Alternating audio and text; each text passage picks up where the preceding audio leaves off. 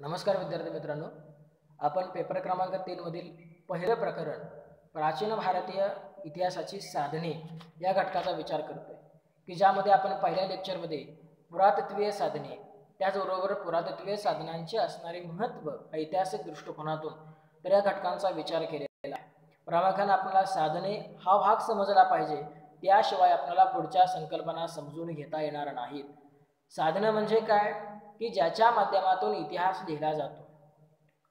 प्राचीन कालखंडामध्ये काही कागदपत्र उपलब्ध नव्हती सुरुवातीच्या कालखंडामध्ये, तर अशा वेळी तत्कालीन कालखंडातील लोकांनी वापरलेल्या ज्या काही वस्तू होत्या तत्कालीन कालखंडातील जे काही राजकर्ते होऊन गेलेले त्यांच्या जीवनामध्ये किंवा त्यांच्या कालखंडामध्ये ज्या काही वस्तू होत्या त्यांनी वापरलेल्या ज्या वस्तू होत्या अशा या वस्तू आणि वास्तूंच्या माध्यमातून त्या ठिकाणी इतिहास लिहिला जातो। तर त्या वास्तूंना त्या ठिकाणी आपण साधन असं म्हणून ओळखलं जातं। उदाहरणार्थ काही भांडे असतील, त्याचबरोबर मंदिर असतील, स्तूप असतील, शिल्प असतील, या अशा सगळ्या गोष्टींच्या माध्यमातून इतिहास ज्यावेळी लिहिला जातो त्यावेळी या साधनांना किंवा या गोष्टींना त्या ठिकाणी साधनं असं म्हणून ओळखलं जातं। तर या लेक्चरमध्ये आपण प्राचीन भारतीय ऐतिहासिक साधनांचे प्रामुख्याने दोन प्रकारामध्ये वर्गीकरण केलं जातं। त्यामध्ये पहिला वर्गीकरण आहे ते म्हणजे किंवा पहिला घटक आहे तो म्हणजे पुरातत्वीय साधने आणि दुसरा घटक आहे तो म्हणजे लिखित साधने। ज्यामध्ये पहिला घटक आपण पुरातत्वीय साधने याचा अभ्यास या लेक्चरमध्ये आपण करणार आहोत। पुरातत्वीय साधनांचा अभ्यास करत असताना प्रामुख्याने पुरातत्वीय साधनांचे तीन प्रकारामध्ये वर्गीकरण केलं जातं। ज्यामध्ये पहिला घटक आहे तो म्हणजे शिलालेख, 2 नाणी आणि 3 प्राचीन वस्तू किंवा अवशेष। त्यामध्ये पहिला घटक आहे तो म्हणजे शिलालेख। शिलालेख म्हणजे काय तर प्राचीन कालखंडामध्ये ज्या मोठमोठ्या शिला होत्या, म्हणजे आपले दगड असतात ते छोटे असतात, काही आकाराने असतात, पण दगडांपेक्षा खूप मोठा असणारा जो आकार असतो त्याला आपण शिला म्हणतोय। त्याला साध्या सोप्या भाषेत आपण म्हणू की मोठ्यात मोठा दगड। या मोठ्यात मोठ्या दगडांवरती जे लेख कोरलेले होते तर या लेखांना त्या ठिकाणी शिलालेख म्हणून ओळखलं जातं। आणि या शिलालेखांचा अभ्यास करणारं जे शास्त्र आहे या अभ्यास करणाऱ्या शास्त्राला शिलालेखांचा अभ्यास करणाऱ्या शास्त्राला शिलालेख शास्त्र असे म्हणतात। आता प्राचीन कालखंडामध्ये असणारे जे शिलालेख होते हे शिलालेख आपल्याला दगड, स्तूप, गुहा, त्याचबरोबर देवळे, घरे, राजवाडे यासारख्या वास्तूंवरती कोरलेले दिसून येतात। त्याचबरोबर प्राचीन कालखंडातील असणारे हे शिलालेख संस्कृत, पाली, तमिळ, कन्नड, मल्याळम यासारख्या भाषांमध्ये कोरलेले होते। त्याचबरोबर या भाषांव्यतिरिक्त प्राचीन कालखंडामध्ये ब्राह्मी आणि खारोष्टी या 2 भाषा त्या ठिकाणी प्रचलित होत्या।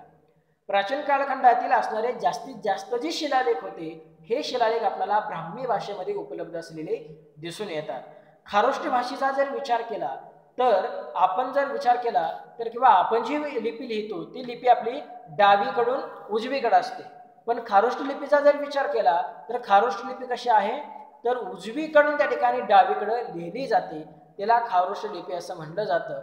तर या उजवीकडून डावीकडे लिहिल्या जाणाऱ्या खारोष्टी लिपीमध्ये सुद्धा भारतातील अनेक राज्यकर्त्यांनी मोठ्या प्रमाणामध्ये शिलालेख कोरलेले आपल्याला दिसून येतात। एकंदरीत शिलालेख दगडांवरती कोरले असल्यामुळं त्यांच्या मूळ रूपात बदल करणं शक्य नसल्यानं ऐतिहासिक दृष्ट्या त्यांच्यामध्ये असणारी जी उपयोगिता आहे ही उपयोगिता आपल्याला साहजिकच जास्त स्वरूप किंवा मोठ्या प्रमाणामध्ये असलेली दिसून येते। एकंदरीत या शिलालेखांच्या माध्यमातून तत्कालीन कालखंडातील राजकीय, धार्मिक, सामाजिक जीवनाची माहिती मिळते।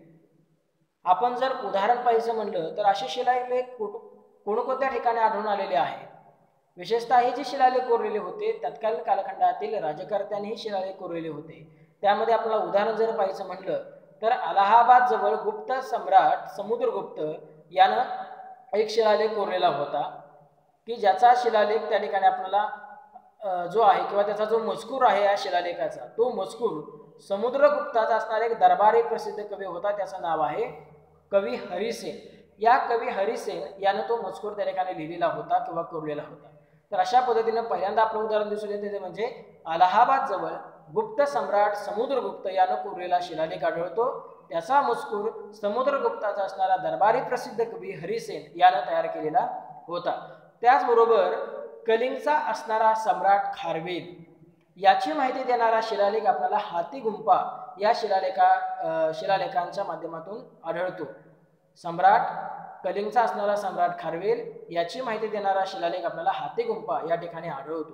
त्याचबरोबर माळव्याचा असणारा प्रसिद्ध राजा भोज याची सुद्धा माहिती देणारा शिलालेख आपल्याला दिसून येतो.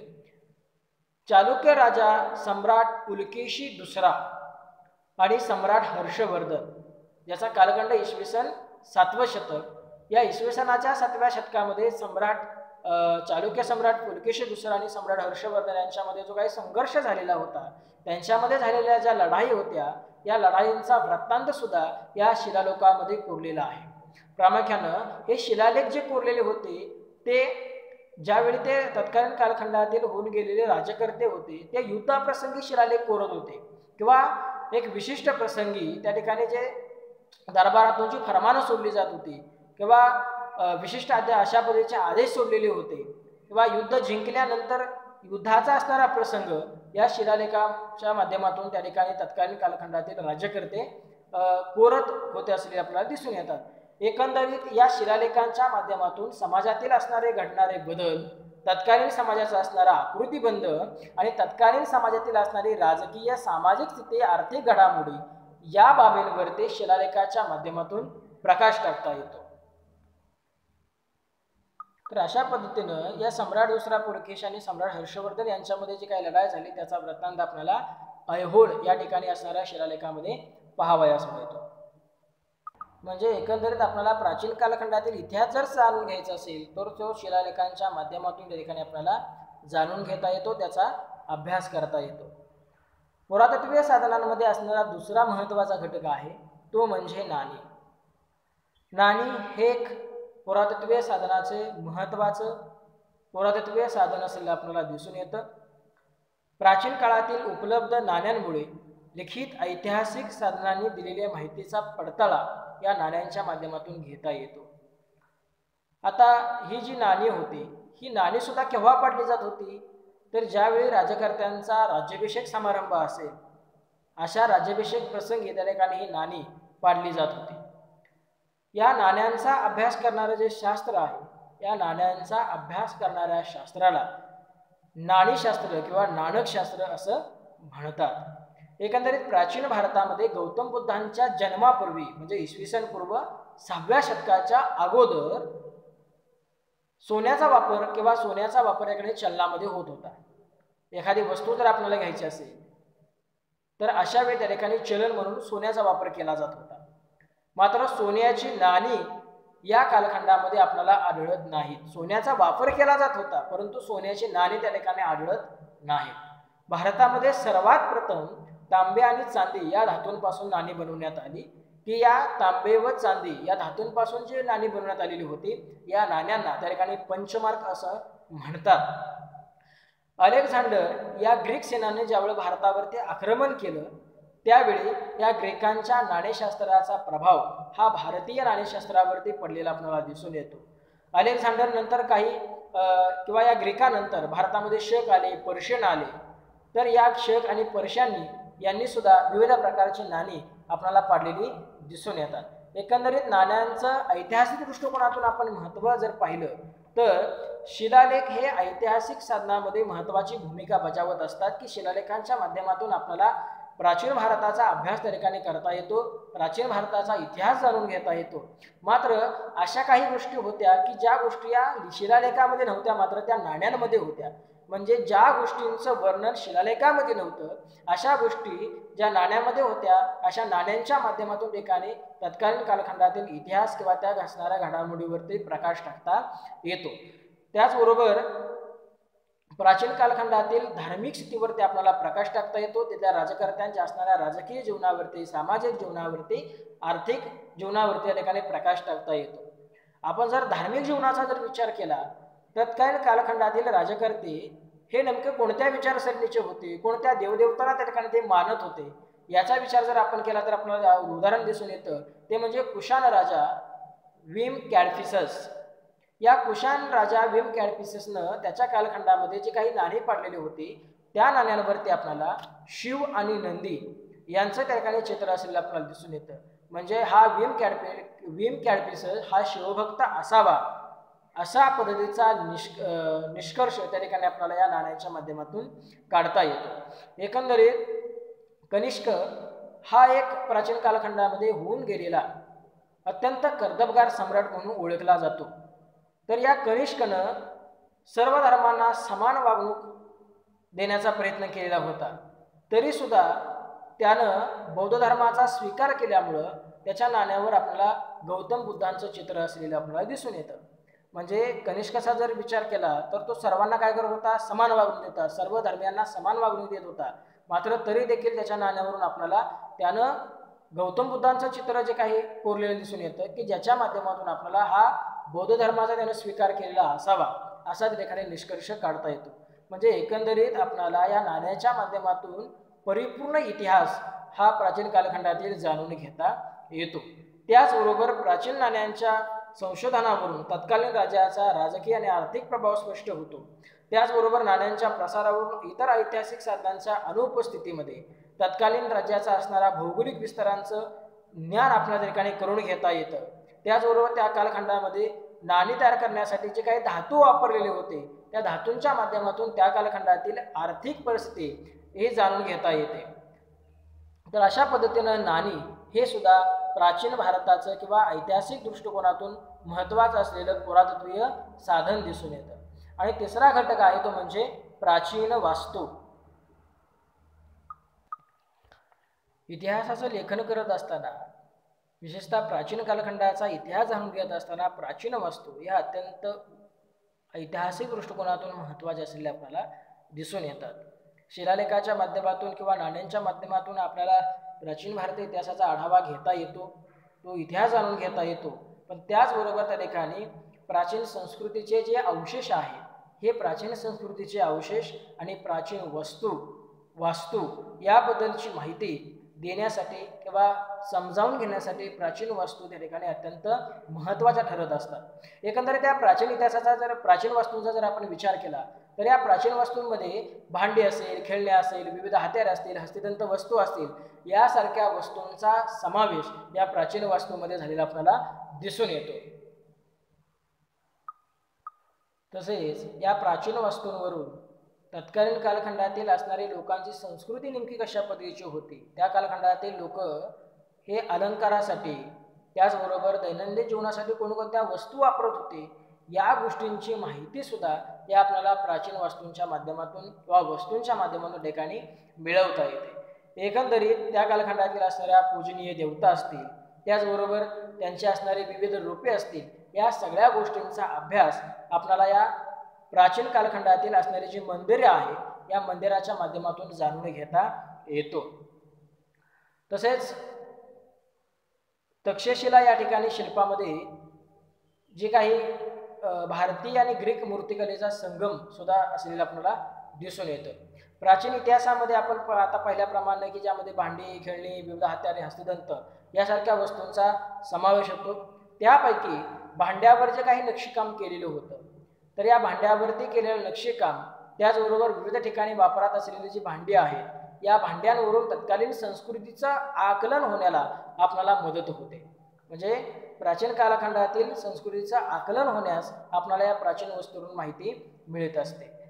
प्रागैतिहासिक काळातील भांडी आणि त्यानंतर मानवानं फिरत्या चाकाच्या साहाय्याने तयार केलेली भांडी यावरून मानवी संस्कृतीचा विकास त्या ठिकाणी स्पष्ट होतो. सुरुवातीला माणूस कसा करत होता की हातावरती त्या ठिकाणी त्या भांडी तयार करत होता किंवा मूर्ती तयार करत होता. मात्र आज जर आपण विचार केला तर आज चाकाच्या माध्यमातून एखादी ती भांडी जसं आपण आता कुंभार ते भांडी तयार करत असतो, मडक्या मातीपासून जी भांडी तयार करत असतो. म्हणजे सुरुवातीला माणूस हातावरती भांडी तयार करत होता आणि आताच्या वेळेस आपण विचार केला तर कसं आहे, कुंभार त्या चाकाच्या माध्यमातून भांडी तयार करतोय. आणि अधिक आधुनिक प्रगत युगाचा जर विचार केला तर असणारी ही जी भांडी आहे ती कशी आहेत, धातूची भांडी असलेली आपल्याला दिसून येतात, ज्यामध्ये अल्युमिनियम असेल. तर अशा पद्धतीची भांडी आज आपल्याला दिसून येतात. म्हणजे एकंदरीत मातीच्या भांड्यापासून ते अगदी या अल्युमिनियमच्या भांड्यापर्यंत, या पितळेच्या भांड्यापर्यंत मानवाचा जो काही विकास झालेला आहे, या मानवी संस्कृतीचा जो विकास झालेला आहे, हा विकास आपल्याला या प्राचीन वस्तूंच्या माध्यमातून त्या ठिकाणी स्पष्ट होतो, त्याचा आपल्याला अभ्यास त्या ठिकाणी करता येतो. एकंदरीत प्राचीन कालखंडातील सामाजिक, आर्थिक, राजकीय आणि धार्मिक स्थितींवरती या प्राचीन वस्तूंच्या माध्यमातून ठिकाणी प्रकाश पडता येतो. एकंदरीत प्राचीन कालखंडामध्ये लोकांच्या असणाऱ्या ज्या मूर्त्या होत्या, त्याचबरोबर चित्र, विविध भांडी यांचाही समावेश आपल्याला या प्राचीन वस्तूंमध्ये असलेला दिसून येतो, की ज्याच्या माध्यमातून आपल्याला तत्कालीन कालखंडातील धार्मिक स्थिती जाणून घेता येते. अजंठा येथील जी गुहा आहे, त्या गुहेमधील चित्रांवरून बौद्ध धर्माचा जो काही विस्तार झालेला होता, तो बौद्ध धर्माचा विस्तार आणि तिचा असणारा प्रभाव या गोष्टींचा अभ्यास या अजंठा येथील गुहेमधून किंवा गुहेतील असणाऱ्या चित्रांवरून आपल्याला दिसून येतो. त्याचबरोबर गांधार, मथुरा या ठिकाणी ज्या काही शिल्पकला कोरलेल्या होत्या, मग या शिल्पामध्ये असणाऱ्या वेगवेगळ्या शैली असतील, म्हणजे यामध्ये मथुरा शैली असेल किंवा गांधार शैली असेल, या वेगवेगळ्या शैलींचा सुद्धा अभ्यास आपल्याला या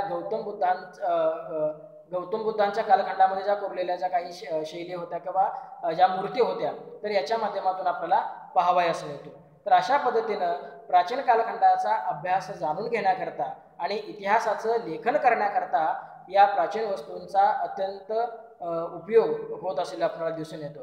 तर अशा पद्धतीनं आजच्या लेक्चरमध्ये आपण प्राचीन भारतीय इतिहासाची साधनं पाहत असताना प्रामुख्याने पुरातत्वीय संधांचा विचार केला, की ज्या पुरातत्वीय संधामध्ये शिलालेख, नाणी, त्याचबरोबर प्राचीन वस्तू किंवा प्राचीन अवशेष यांचा त्या ठिकाणी आपण अभ्यास केलेला आहे, की ज्याच्या माध्यमातून त्या ठिकाणी आपल्याला इतिहास जाणून घेता येतो. कारण त्या कालखंडामध्ये असणाऱ्या लोकांना लेखनाचे किंवा लिखित कला त्या ठिकाणी अवगत नव्हते, त्यामुळे त्या कालखंडातील लोकांनी ज्या काही वस्तू त्याचबरोबर त्यांच्या असणाऱ्या दैनंदिन जीवनातील गोष्टी याच्या माध्यमातून त्या ठिकाणी इतिहास जाणून घेण्यासाठी आपल्याला मदत होते. तर अशा पद्धतीने आपण पुरातत्वीय संधांचा विचार या लेक्चरमध्ये केलेला आहे. पुढच्या लेक्चरमध्ये आपण लिखित संधांचा विचार करणार आहे, की ज्यावेळी मानवाला लिखित कला अवगत झाली, तिथपासून माणूस कोणकोणत्या दृष्टिकोनातून लिहायला लागला, मग सुरुवातीला माणसानं लेखनासाठी कोणकोणत्या गोष्टींचा वापर केला, त्या आधुनिक कालखंडापर्यंत या गोष्टींचा विचार आपण पुढच्या लेक्चरमध्ये लिखित संधांच्या माध्यमातून करणार आहोत.